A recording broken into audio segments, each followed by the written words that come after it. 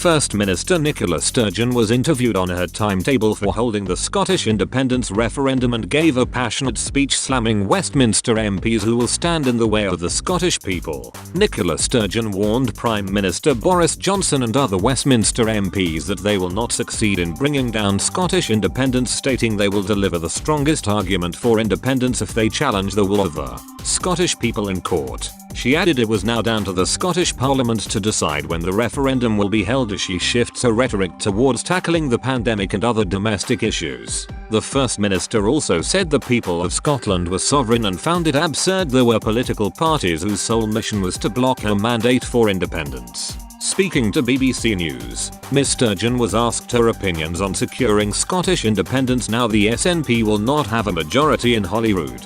She replied, "Getting through the COVID crisis has to come first, and that is what I will deliver on.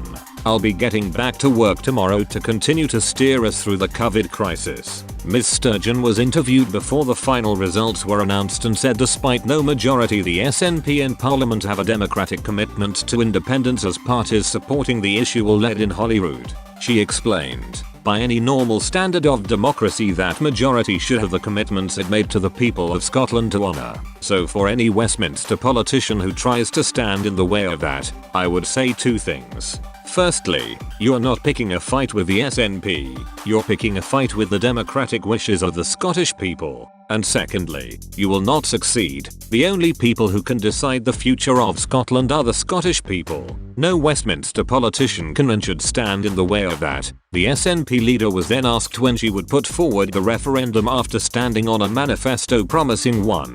She explained, "Westminster knows my position on these things. The timing of an independence referendum should be a matter for the Scottish Parliament. It should be the judgment of the Parliament to judge the position of COVID and when the time is right to have a referendum. That is not the decision of Boris Johnson or for any Westminster politician. But my immediate job is to get us through this crisis." SNP Commons leader Ian Blackford has shown his support for holding a referendum in 6 months' time and has said Christmas would be a good time. SNP President Michael Russell on the other hand wants the referendum to be held in 2022, but some independence supporters have warned the SNP needs to capitalise on the demand and support for independence now or risk losing it forever. Leader of the Independence for Scotland party Colette Walker told Express Co UK she is worried Ms Sturgeon needs to put forward the referendum now as the polls have already made much progress.